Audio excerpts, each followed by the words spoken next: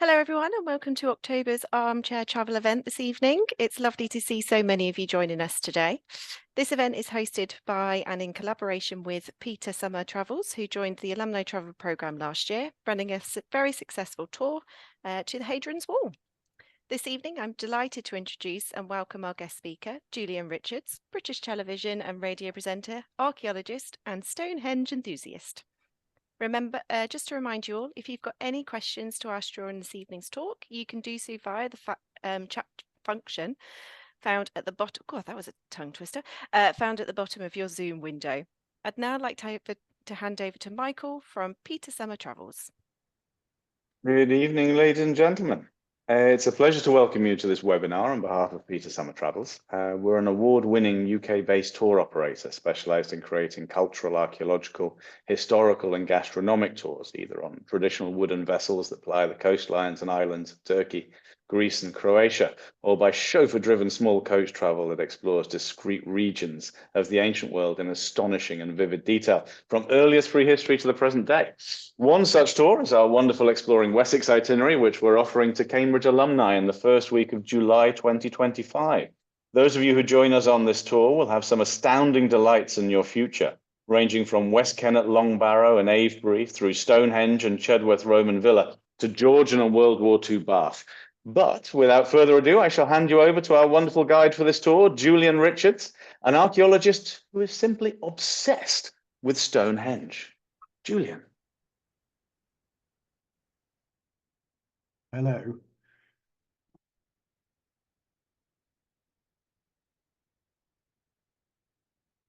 Right. Hang on.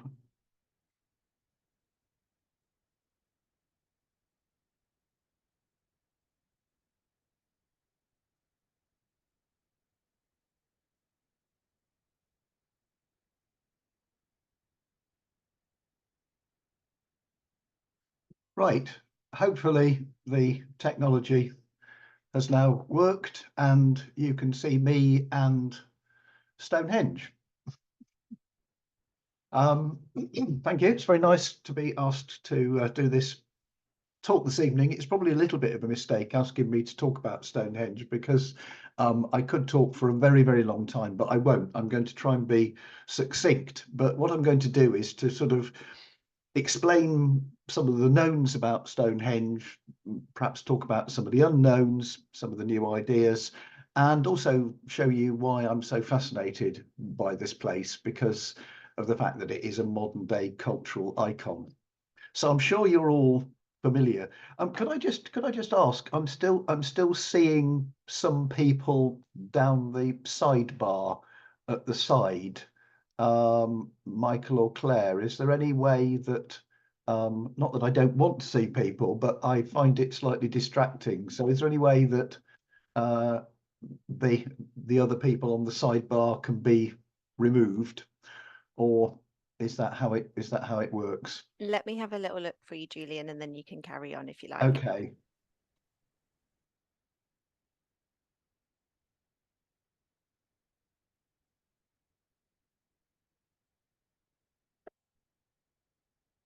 Well, look, while Claire's trying to sort this out, I will start.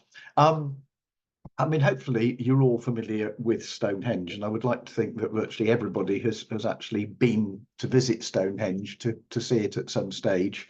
I've visited it many times, and obviously what I'm looking forward to is we're going to be visiting it as part of the tour that I'm working on next year. This is me at Stonehenge, my favourite site with my favourite publication, not the most academic one, the amazing pop-up Stonehenge, but it's a great favourite both with children and with tour guides as well. I noticed them using it quite a lot. My involvement with Stonehenge started in the landscape in 1980, where I was asked to direct a project called the Stonehenge Landscape Project, Stonehenge Environs Project, exploring sites within the landscape, looking to see how they could be better protected and trying to find out more about them. So this was 1980, when I was actually willing to be photographed stripped to the waist, wearing skimpy denim shorts and shoveling out of a ditch that wouldn't be allowed these days because of health and safety reasons. But that was the start of my involvement. So that was what, 44 years ago, and I've been involved with Stonehenge ever since. I think a lot of people who perhaps at a superficial level just think that Stonehenge is just those central stones. But what this wonderful photograph taken in the snow, and before the A344, the road that cut it off from the landscape, was closed, shows that there's more to it than just those central stones. There's a ditch and a bank encircling it, showing up very clearly here in the snow. The earliest element of the site, even before the stones. There are peripheral stones, and then leading out into the landscape, you can see the straight lines of the avenue, which actually connects Stonehenge with the River Avon. And it demonstrates the fact that, you know, it doesn't sit there in isolation. It's part of a wider prehistoric landscape. So people often ask me why, why is Stonehenge so significant? What's so different about it? Well, it's not the oldest megalithic monument in Europe by a long chalk. And by megalithic, I mean things that are made of big stones, not large structures that are made of lots of smaller stones, because you have to go down to Brittany, the Gulf of Morbihan, that sort of area, to find some of the earliest megaliths. And this is a tradition that then spreads up the Atlantic seaboard, Ireland, Hebrides, Orkneys, and actually Stonehenge is very late in the megalithic tradition. So it's not the oldest. Another site we'll be visiting next summer, Avebury, it's not the biggest either, because the scale of Avebury, the scale of the ditch and bank, and the size of the stones. Some of these stones at Avebury are twice the weight of the stones at Stonehenge. So it's not the oldest, it's not the biggest, but what it is in so many ways is the most different.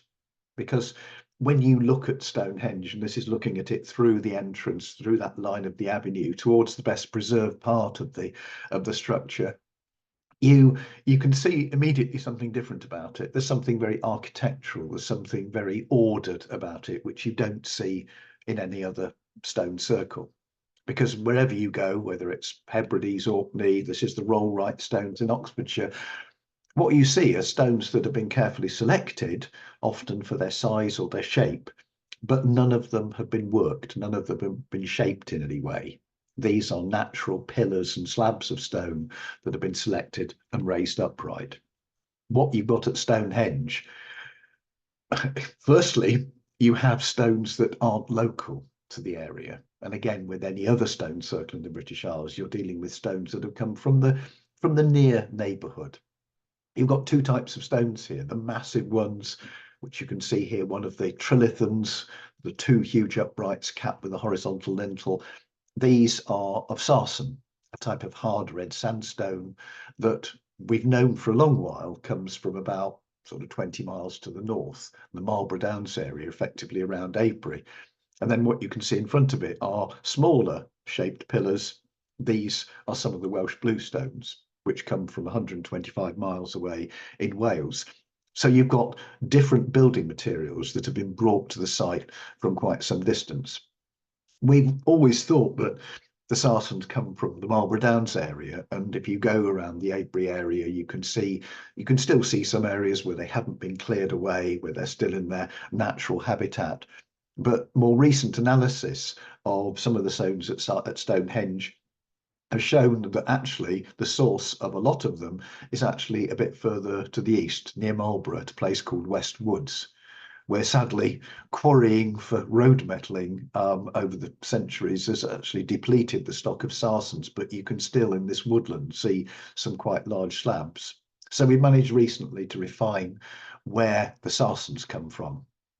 The bluestones are a different matter, because as far back as the 1920s, it was realised by a geologist called Thomas that they came from Wales, because he was able to match samples from Stonehenge with geological samples from Wales. So the Preseli Hills, not the Preseli Mountains really, they are the Preseli Hills in the far west of Wales. We've known that for a while. That's the source of the bluestones. Of course, one of the great speculations is how did they get to Stonehenge. And there are still people who suggest that they're brought to Stonehenge by glacial transport, for which there is absolutely no evidence whatsoever. They were brought there by people, but what route they took is a matter of conjecture. What's happened in recent years is that more detailed geological work has identified a number of specific sources for the bluestones. Carmeny, the one on the top left, was always thought to be the source of one of the most distinctive of the Stonehenge bluestones. This is the spotted dolerite, which you can see a sliced example of down in the bottom right there. But more recent work by people like Rob Ixer has shown that Carn Godog, which is the one at the top left, and Craig Rossifellin, the slide at the bottom left, are also sources of bluestones. And in fact, in a remarkable bit of geological detective work, it's been possible to pinpoint the source of a particular stone at Stonehenge with a precise location on that cliff face exposure there, which is, to me, is quite extraordinary that you can actually go, this is where one of the bluestones at Stonehenge came from. So, we're fairly clear about the source of the stones. There's some very interesting ideas around whether or not what came from Wales were simply building material or a dismantled stone circle. And I get slightly annoyed when sort of recently people have gone, oh, we think it's a stone circle. And I go, actually, I said that about 15 years ago, that I thought that was what was brought from Wales, because it helps to explain why you've got a mixture of rocks. But potentially they've all been given some significance while in Wales before this stone circle was dismantled and transported to Salisbury Plain.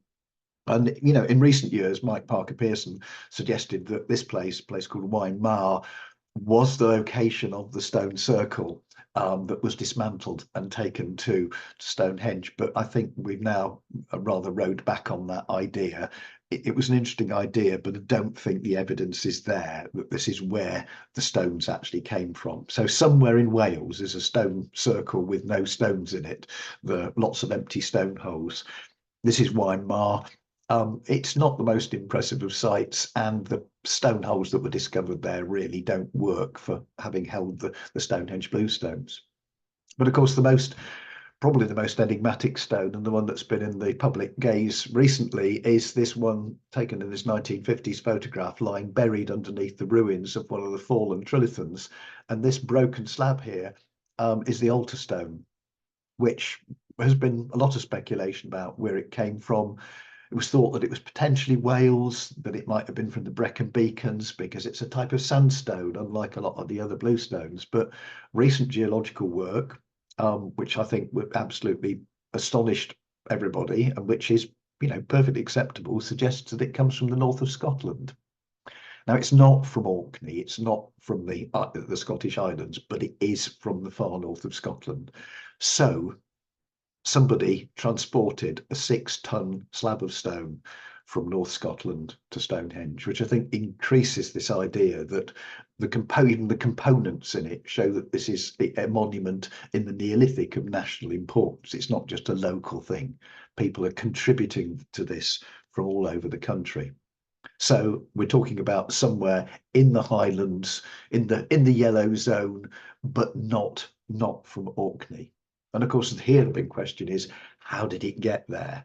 And I must admit, I agree with Luke Winter, who's an experimental archaeologist, who's a friend of mine, who's convinced that at this time people had seagoing boats, and that they'd actually got boats that would transport something, not rafts or anything like that, but proper seagoing vessels to transport something like that on a coastal route down to the south of England. So if we sort of approach Stonehenge, if we go back to that sort of shot that I showed before, that sense of it being architectural. Firstly, you've got stones in here which are not local, they've been brought from some distance. The first bit that you come to if you approach Stonehenge in this direction is an outer circle, which, if it was complete, and we think that it was completed, would have consisted of 30 uprights capped with 30 horizontal lintels. Now, this is the other unique feature of Stonehenge, is that there are no other stone circles in the British Isles that have lintels. And they're not just straight bits of stone. These lintels are curved on their inner and outer faces. So if this was complete, there would have been a smooth circle of stone suspended above the ground. And what you don't see when you look at it like this is the fact that these stones are jointed together, that each of those uprights, by removing stone, and bearing in mind this is occurring around 2500 BC, the end of the Neolithic, you're using other pieces of stone as tools to batter away and remove chips and almost sand. By doing that, you leave two protruding tenons sticking up, which fit into corresponding holes on the underside of the lintels. And then those lintels themselves are joined together with a tongued and grooved joint. So, you know, this is unprecedented. This is carpentry in stone that's as hard as granite. It's unnecessary, but it's, to me, it's the people who built it going, we're going to do this because we can. We are going to make something so different, so special, that we're going to go to this unnecessary level of detail. But it is quite extraordinary. And if you look on the tops of the uprights with the protruding tenon, and underneath the lintels, there are sort of almost like shallow trays. These are to do the fine adjustment to make sure that those lintels are absolutely horizontal all around the circle. And amazingly, there's very little difference in height between the top of the lintels, even though the site is actually built on a slope. Now, inside that circle, you've got another circle, this time of small unworked slabs and pillars. These are some of the bluestones from Wales. They're referred to by the 19th century antiquarian Sir Richard Hoare as the pygmy pillars, which is a bit mean. I mean, they do weigh up to 4 tons and they have come from 125 miles away, but they are much smaller. But they're in a concentric circle with that outer sarsen circle. And then when you move in, you start to come across the horseshoes, one consisting of 5, well, originally of 5 of these huge trilithons, the 2 massive uprights, narrow gap between them, and a horizontal lintel. And what I find intriguing is that in each of the trilithons, one upright is quite smooth, the other is less smooth. You can see it here, smooth on the left, rougher on the right. Other side, smooth on the left, on the right, rougher on the left. I think there's something deliberate here, whether it's art and nature, I don't know, but there's a deliberate choice of having one stone that's smoother than the other. And I mean, look at that astonishing lintel. You know, that's a piece of stoneworkers' art, and that's sat on top of those stones for the last 4,500 years. You know, that's why I'm so impressed with Stonehenge. And the trilithons themselves are graduated in height. So when you look across the horseshoe, the 2 at the open end are the shortest, then you have a taller pair, and then sticking up at the back with its tenon very, very pronounced there, the tallest of the stones, stone 56, because they were all numbered by Flinders Petrie in the 19th century. That is the one surviving upright of the tallest of the trilithons. And there it is, absolutely beautiful, elegant stone, now standing straight, but until 1901, it was leaning at quite a crazy angle, which shows how deeply buried in the ground it is. I mean, that is a truly astonishing stone. That's its pair, much more massive, but I suspect they just simply couldn't find one that was quite tall enough to match that one, which is why this one fell, and we don't know when. And what it did, it broke and it brought down the huge lintel. This is the lintel, and you can see the massive mortise holes in that, and the slab just poking out underneath it. That's the altar stone.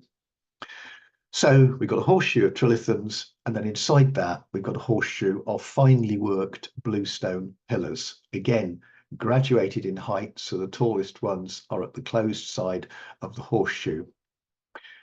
Some of them are remarkable stones. I mean, why this one has got this vertical groove worked down the whole length of it, no idea, but it's a beautiful, elegant stone. Now, the bluestones are not in their original position. We know that they were rearranged about two centuries, maybe 3 centuries after their first arrangement. And this is what we think the first arrangement of them was. I mean, once the sarsens are in place, you don't shift those because they're too big. But the bluestones are a bit more portable. You can move them around. And so we think that originally there was a sort of a double circle, central little structure here. But what you might be able to see in there are miniature trilithons, little blue stone, up two uprights and one across the top. And you sort of think, well, where's the evidence for those? Well, the evidence is there because on the left, you can see a stone that was excavated in the 1950s there with clearly mortise holes on the underside of it. And if you go to Stonehenge today, you can see this stone, which originally was reused as a pillar, but you put a mortise hole showing quite clearly there, and there's another one just in the grass below that. So there were at least two small bluestone trilithons somewhere in this early arrangement. And of course, what it begs the question is, did some of the bluestones stand as miniature trilithons in Wales? And was this where the whole idea came from? But that's something that's a bit of an unknown. So here's your plan. Circle of Sarsens with the horizontal lintels, circle of bluestones, horseshoe of Sarsen trilithons, 5 of them, horseshoe of bluestones, and then at the focal point, the altar stone, which I tend to think was always a slab on the ground rather than an upright pillar, for reasons that I'll explain later. So that's the structure of it. What was only realised in the 1950s was that Stonehenge was actually decorated, because it'd been known for a long while that there was modern graffiti. People had carved their names on the stones, and it was in the 1950s when Richard Atkinson, one of the archaeologists who was working there at the time, was photographing the modern graffiti, that he spotted something else. And you can see on the right, hopefully quite clearly, the outline of, on the left, a dagger, and on the right, an axe with a curved blade and the butt end of it. What I find extraordinary is that you can actually see these clear as a bell on photographs taken in the 19th century, but nobody'd actually looked for them or thought that they were there. We now know that there's probably about 100 axe blades, a couple more daggers. They're all on the uprights of the Sarsens of the trilithons, but they're not contemporary with the stones being raised. They were put on there 500-600 years later. Intriguingly, that dagger, when it was first discovered, there was the suggestion that it looked like a dagger from the shaft graves of Mycenae, and that therefore a Mycenaean architect must have come and taught these savages how to build Stonehenge. Nonsense, it's actually a Wessex type dagger, but several centuries later. Another type found in the burial mounds around Stonehenge. Now, one of the big questions is, how did they build it? I mean, I like this card. This used to be on sale at English Heritage's shop back in the 1980s, but I think they withdrew it because it says how they built Stonehenge. Some tourists were taking it away and thinking that dinosaurs were used in the construction. But it's actually a problem trying to work it out, because really, where's the evidence? We have the stones themselves. We know where the source was. We've got some stone hammers. We have, as you can see in this image, we've got some antler picks that we used to dig the ditch and dig the stone holes. But everything else that would have been needed, ropes, timber, doesn't survive. So all we can do is to experiment and show how it might have been built, because if an experiment succeeds, that doesn't necessarily mean that that's how it was done. It means that how it might have been done. So this is what we do. It's easy to draw reconstructions. This is from the 1980 Stonehenge guidebook, which is intriguing because there are elements of it that I quite agree with. Chronologically, they've got it very wrong, because the chap who seems to be directing operations is wearing objects from a Bronze Age barrow around Stonehenge that's about 600 years later than the building. And if you look very carefully, you'll also see that it's Kirk Douglas, because the artist liked to put real people in his images. So Stonehenge was built by Kirk Douglas, and his assistants on the right were Michael Heseltine and George Best. So, but that's not the case. I was involved back in the 90s with the only full-scale experiment to try and move and raise not stones, but in this case 40-ton blocks of concrete. We managed to move one on a sledge, slightly over-engineered, with about 130 people. Managed to get it upright using quite an ingenious method. it worked, but that doesn't necessarily mean that that's how it was done. And I have to say, every time I look at this image, I look at the 130 people pulling, me pulling on a rope, and I do wonder what the 3 people who are pushing at the back actually thought they were contributing to this effort. But they obviously thought that they were adding something to it. But then there are other ways. This is a group called the Stonehengineers, who think that the stones were rowed using a series of levers which sort of crab them forward. It's a very slow process. I mean, this is 20 tons of concrete that they're moving here. I'm not convinced by this. It's very, very slow, and I'm not sure how it would work with 40 tons.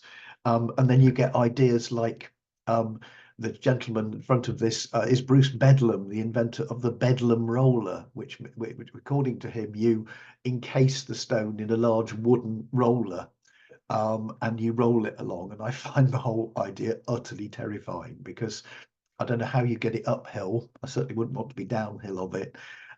So I'm not convinced by this. And Bruce, a very inventive person, is also the person who thinks that the stones were encased in a large timber building, which I can't see the reasoning behind. So there are suggestions. I'd like to see some of them tested at full scale, although I wouldn't like to be close to some of them. And then, of course, we have that question of who built it. And I've already suggested that, what people tended to do in the past was look for an outside civilized influence. This burial, the Amesbury Archer, who you'll see in Salisbury Museum, the richest Beaker period, Copper Age burial that's been found in this country.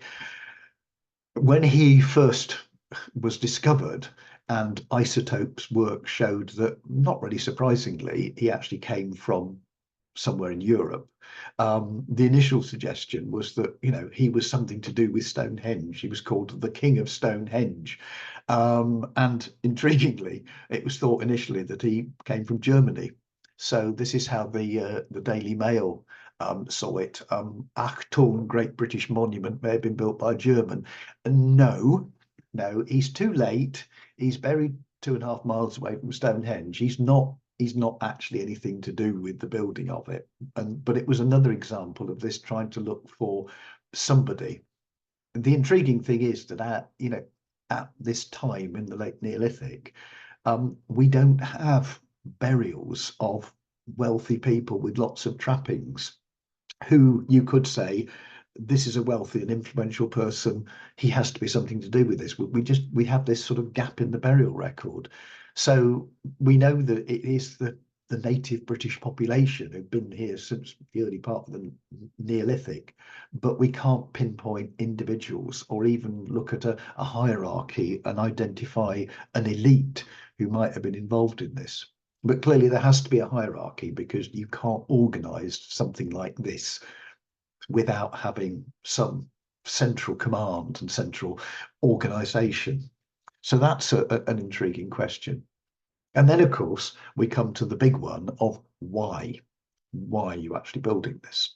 And here there's different ideas. Mike Parker Pearson, one of my colleagues and friends, Mike is very firmly of the opinion that Stonehenge is a place of the dead. He visited Stonehenge with a Madagascan colleague, Ramisalina, quite a few years ago now, and Ramel said, it's obvious, it's a stone monument, it's for the dead, because in Madagascar, timber is for the living, stone is for the dead. And, that's an intriguing idea. I'm not convinced totally that you can take, ethnographic examples and apply them directly to Neolithic Britain, but it's an interesting idea.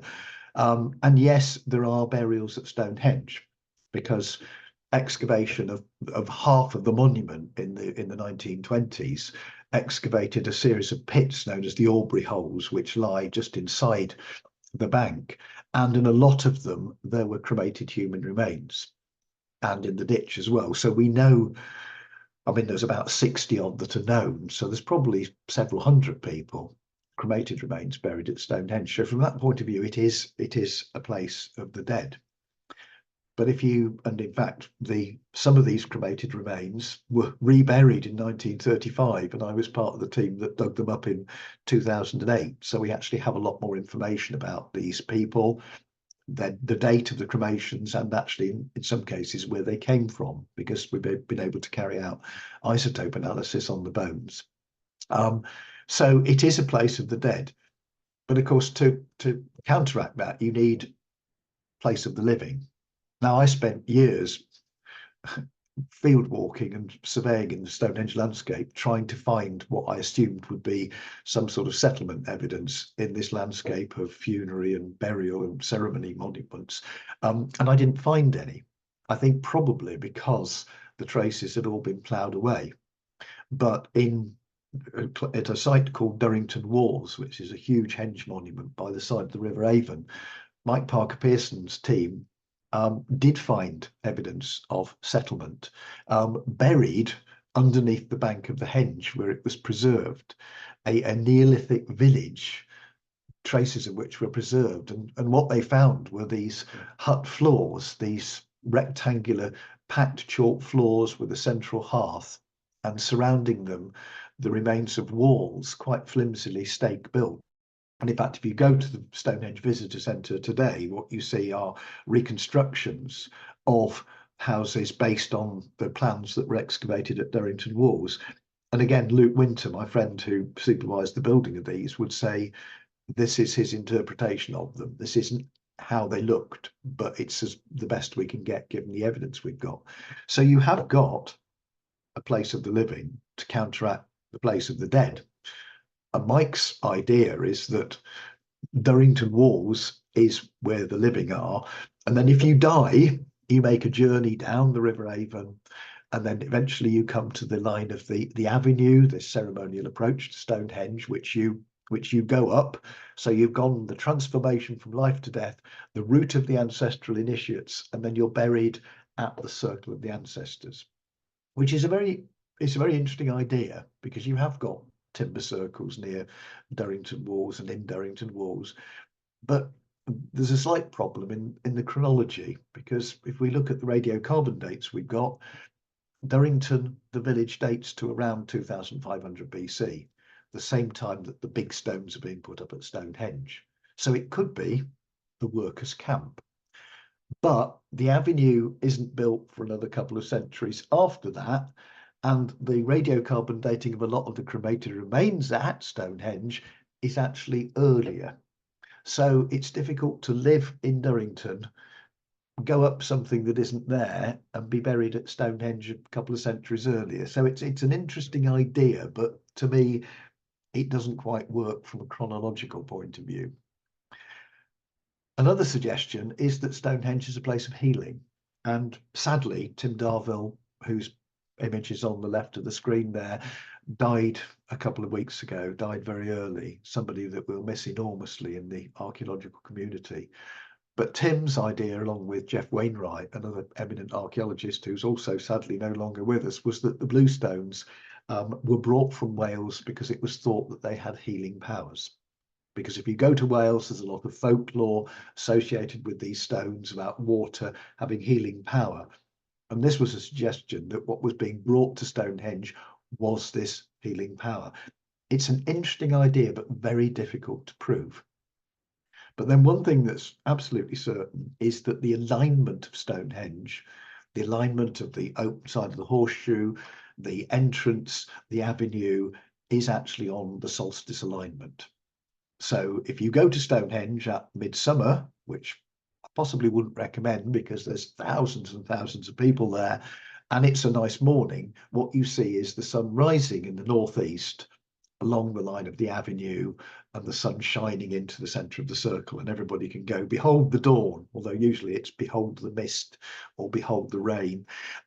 That's midsummer. 180 degrees round from that, midwinter, the winter solstice, the sun would have set between the uprights of the tallest trilithon. To me, it's the midwinter. It's the turning of the year, the time when you move from dark to light, all of the sort of symbolism that we see in the Christian church mirrored here. This is what's important, because if you think about the people that built this, winter is a time of cold and dark. The sun's been getting lower in the sky. The days are getting shorter. you're worried the sun's going to die or not come back. So this is the turning point at which, you know, once it starts to move, then spring will come and basically you'll live. And it's an alignment that's shared with places like Newgrange in Ireland, with Maeshowe in Orkney. You know, it's something that all over the place. And even at Durrington, Mark Parker Pearson maintains that they were killing a lot of pigs in the middle of the winter and feasting at this time. A slightly contentious point, and it all depends on whether pigs farrow at one time of the year or all year round. So it's a discussion that Mike and I are still having. But also, one thing that people do forget is that there are lunar alignments Stonehenge as well. And I am sorry, but I simply haven't got the time to go into this evening because it's quite complicated. But there are definitely lunar alignments there as well as the solar alignments.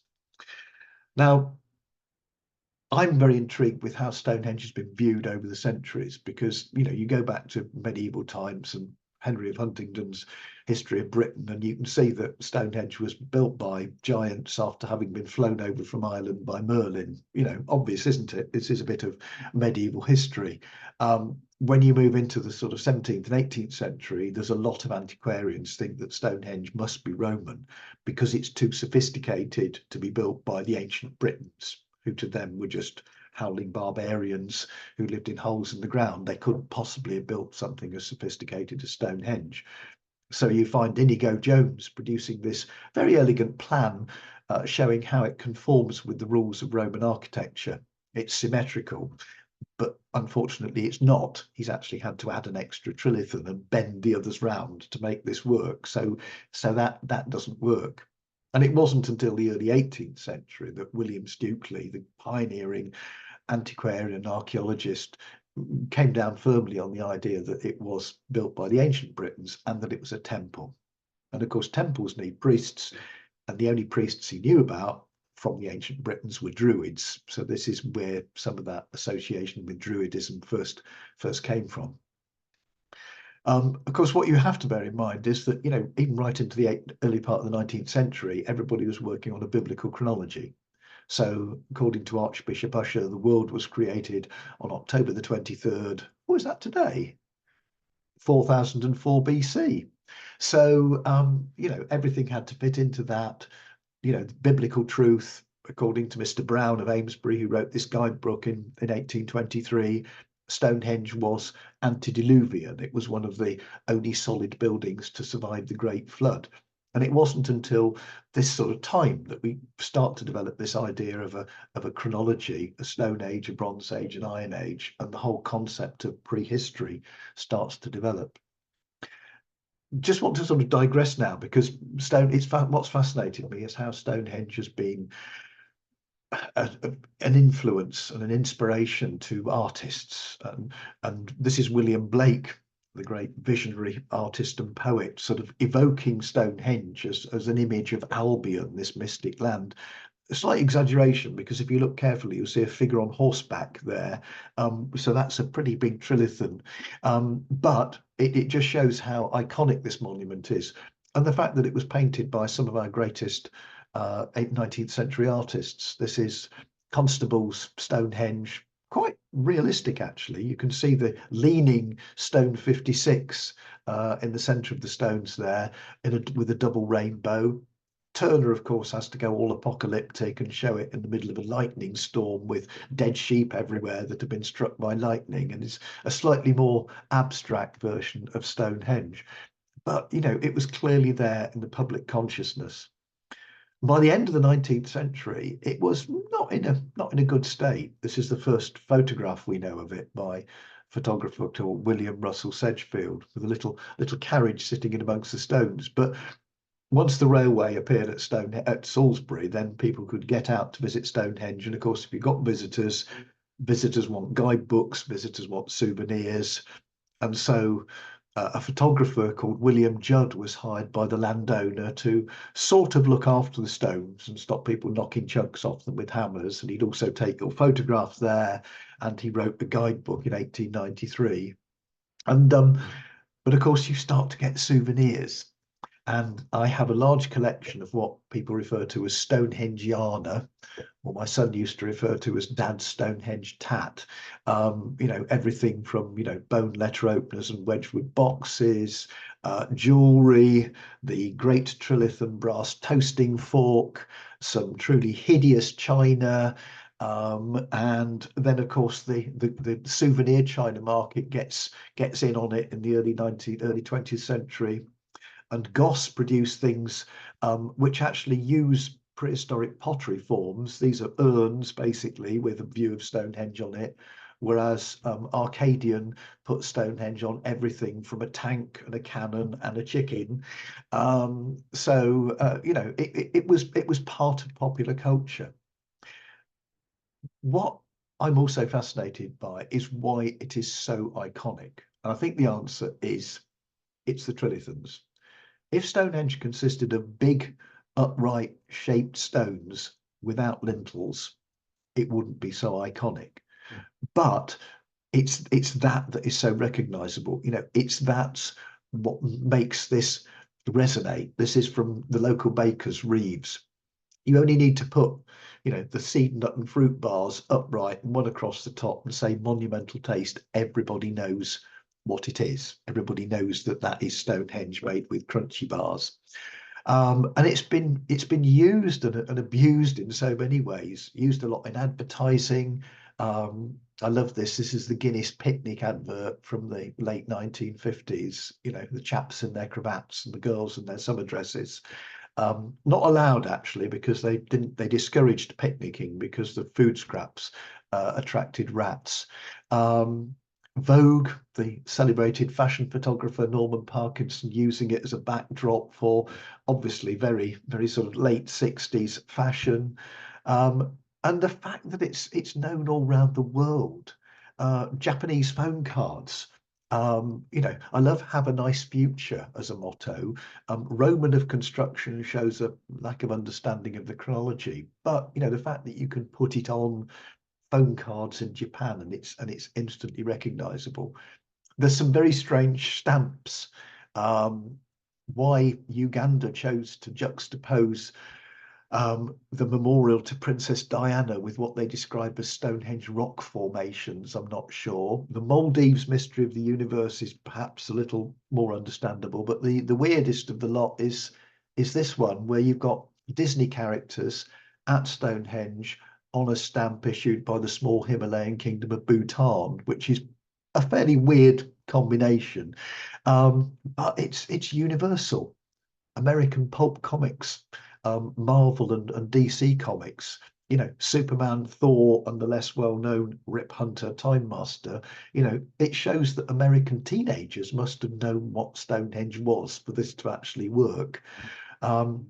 Music, lots of musicians, lots of Stonehenge cover art, the Queens of the Stonehenge, of the Stone Age, drunken in Stonehenge. And what I always like to ask an audience when I can get a reaction from them is, how many of you know about Spinal Tap, the wonderful spoof rock band? Because that at the top right is a trilithon shaped picture disc. It's a Spinal Tap record and it plays. So you can see how obsessed I've been with this over the years. And the only reason I put this one in is because when my collection was exhibited at the Wiltshire Museum, we had a competition, and the people who visited were asked to vote for the most tasteless souvenir in the whole exhibition, and this was the one that won. But it also continues to inspire. And this is what I love, not just the people who come to Stonehenge at the winter solstice and the summer solstice, who come because it's a place of modern spirituality, and they come to worship and they come to celebrate in all sorts of ways, which is wonderful because it is available to everybody, but it also inspires artists today. This is Jeremy Deller. You may know, the Turner Prize winning artist, and the creator of the wonderful Sacrilege, the huge, giant, bouncy Stonehenge, inflatable Stonehenge, which is just an absolutely joyous thing, as you can probably tell by these photographs taken when it came to Stonehenge for 3 days in 2019. what I love as well is the fact that it was there at Stonehenge for 3 days, and on each of those days, the people from English Heritage who were looking after it said that at least one group of tourists came up and asked if this was the real Stonehenge, and were told that no, the real one's made of rock and it's a bit further down the road. But you know, a joyous thing, and something that shows that Stonehenge still continues to inspire. I like Jeremy a lot. I've collaborated with him on this particular project, Wiltshire Before Christ, with the somewhat provocative cover A303 built by immigrants. Now, whether Stonehenge was or not, you know, we don't know. I don't think it was the Bronze Age, the Beakering covers that actually built it, but they certainly adopted it and used it. I'm going to leave you with something to do with Stonehenge. This is how I explain Stonehenge to primary schools. This is vegetable and biscuit Stonehenge, which I've learnt from the prototype that it's better to use vegetables because the children don't eat the building materials in the course of construction. But hopefully, if you can remember that structure, the outer circle, 30 uprights with 30 horizontal lintels, inside that represented by potatoes, the bluestone circle, 5 trilithons of graduated height in a horseshoe of standing bluestones, and here represented by a piece of cucumber, the altar stone. This has been a very rapid gallop through something that I'm, as you probably gathered, slightly obsessed with. I hope it's given you an introduction. I hope that I will see some of you maybe on the tour next year when I'll have the opportunity to show you around some of these sites and explain some of the ideas about them in a little more detail. But in the meantime, thank you for listening. And if you've got any questions, I will attempt to answer them and hopefully see some of you next year. Thank you. Julian, that was a tour de force. Thank you so much. I've been fortunate to visit Stonehenge multiple times during my career, but I can't wait to go there again. There are several questions that have come in, several that have been set up in advance, and I just have to ask you one myself, though. I get the pleasure of doing that first. You said that you were going to treat, or you might mention why you think the altar stone was shaped and located where it was. Why do you think it was actually flat there? Well, I think it was flat there because, and there's been a lot of debate about this, whether it stood as a pillar, but one, I mentioned the key alignment, the winter solstice, the winter sun setting between the gap between the uprights of the tallest trilithon. If you've got the altar stone standing there as a pillar, it blocks that. And the key thing is that the sun comes down at a very, very shallow angle, and then you just get the last flash of it, the last glow of it as it sinks below the horizon between those two uprights. So you don't want a pillar there blocking that view. I think it's always been a slab. That makes sense. Fantastic. Thank you for that. I hadn't thought about that. We have a lot of questions, as I said. There have been quite a few in advance. One that's come up quite regularly is how has science contributed to enhancing our understanding of Stonehenge? And what are the prospects? You covered so much of that already, but what are the prospects for gaining further insights in the future? What might be?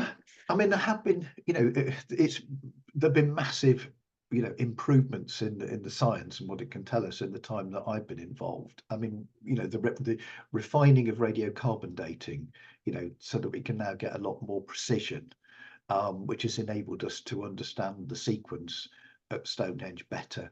But of course, the problem is that we've largely been dating samples from older excavations. And the trouble is, because so much of Stonehenge has been excavated, going back to dig a fresh bit, which would actually answer some of the questions is I don't know, you'd have to be a very brave person to suggest doing that. To me, one of the most exciting things, I mean, apart from the geological provenancing of the stones, which I think has been fascinating, has been the development of this isotope analysis, which can actually pinpoint the movement of both people and animals, because that has been fascinating, in telling us. I mean, one of the things I didn't mention was the fact that some of the cremations at Stonehenge, they are not local. They are not people who were born on the chalk. They come from an older geology. Now, the temptation is to go, oh, older geology, Wales, are they something to do? I mean, they may well be, but it's sometimes quite difficult to be precise about it. But I think, I think that those have been the really big advances.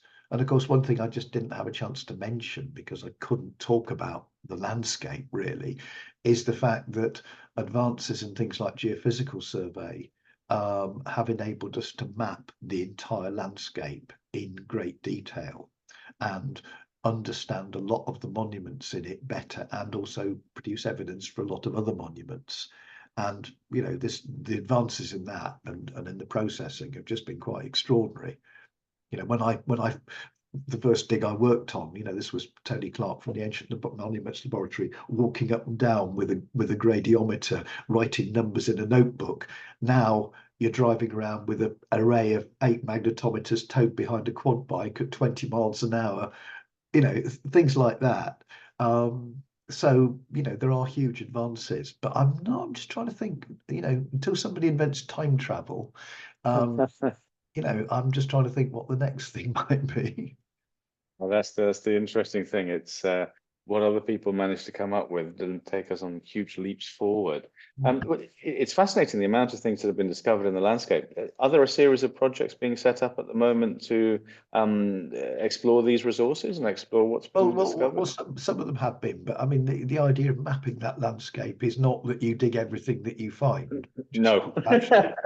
But just that you understand the complexity of the landscape, and our understanding it has developed, over, to me, it's a series of layers. The 18th century archaeologists were able to observe a landscape that was far more intact. As soon as people started flying, things started to appear from aerial photography. I spent years collecting artifacts from ploughed fields. Then the geophysical survey has sort of added another layer. So we're continually building up these layers of understanding. That's fantastic. Talking about the landscape, there are actually a couple of questions about good vantage points to view and photograph Stonehenge at sunset, not necessarily at the solstice, but what would you recommend to people for getting? Well, a lot depends in which direction the sun is setting in, doesn't it? I mean, in the winter at this time of year, when the sun's starting to set, down towards the south and the south, then you just see large numbers of people congregating outside the fence. Because of course, by the time the sun's setting, there's nobody actually in the stones. And so that's probably one of your best vantage points. But as I say, it depends on which time of year you're there at. Because it's not in a very prominent position. That's the thing. It's not. I mean, one of the questions that somebody asked was, that I saw beforehand, was why is it where it is? Oh, we're just going to come to that as a seeing into it. Right? Yes, I was. No, I mean that's a very intriguing one, because it's not on the top of a hill. It's actually on this sort of slight slope, and I mean we can't be certain. I mean, one of the things I didn't mention was the fact, because I didn't have the time, was the fact that when the car park was built in the 1960s, they found some post holes there, which actually turned out not to be Neolithic, but to be Mesolithic, to be Middle Stone Age. So thousands of years, as much as 5,000 years before the first Stonehenge, which shows that for those people, it was a special place, because Mesolithic people aren't supposed to do that sort of thing, although increasingly we're finding evidence of this type of activity. So there's something very special about it. There's also the suggestion that the avenue is based on some geological features running down slope, which precisely align with the solstice alignment, and that again might be a reason. There's also the suggestion that the heel stone, the unworked sarsen that stands right next to where the road used to be, may be a very unusual natural sarsen in that landscape, because there are one or two, and if that was there, then it would mean that was a special place. But it's, this is where trying to understand the way that prehistoric people saw the landscape, viewed the landscape, is quite, is difficult. But we're into a sort of a broader landscape thing here, really. Yeah. Fascinating. Well, we have a couple of very focused questions as well. One gentleman would like to know, is there a calculation on the number of man days it takes to quarry, move and erect the Sarsens and the bluestones, which would have required more total effort? Now, that is a very difficult question to answer quickly. People have tried to estimate the work, just how long it would take. One of the things that's a completely imponderable one, though, is how long it would have taken to shape the Sarsens, because you can work out, you've got a minimum number of people that are required to move them. And I suspect it's probably somewhere around 150 people. And you've got a lot of work would have gone into preparing a route, because these are very ingenious people. They're not going to just go, oh right, we've got a stone, let's just drag it across countryside. You've got to prepare a route. Places, it crosses a low-lying area in the Vale of Pewsey, where you may have had to have actually constructed almost bridging structures. You've got to cross a river at one point. Those are all complete unknowns. But then, of course, we don't know what the original shape and size of the stone was and how much had to be removed to create the shape that we see today. The bluestones, yes, they come from a greater distance, and there's about 80 of them, we think, arrived, but they are smaller. And I've always felt that probably what happened with those, that it wasn't sort of one, it wasn't a group of bluestone delivery people who went to Wales and collected a stone and brought it back. I've always been of the opinion that the stone would have been moved from one group's territory to another. They were each part of that great enterprise, and then moving the stone 20 miles, they then became part of this greater thing, and that they may then have gone to Stonehenge to celebrate because they were part of it. But of course, these are all things that we don't know. So that's a very difficult question to answer. It is, and the logistical requirements for the manpower. I mean, getting 150 people together at that point in time, the food, the water, well, this is it. You've got to feed them. You've got to sort of shelter them. It's not just a group of 150 people dragging a stone. There's a huge logistical operation. Somebody's just put an amazing example of built in reflecting collaboration. Yes. It's got to be organized, because you can't build something that complex without having a plan. You're not going to just go and get a load of random stones and then go, oh, I wonder what we can do with these. There is a plan there. There must be a measurement system. There's architects, there's structural engineers, there's all of these people must have been involved in this amazing enterprise.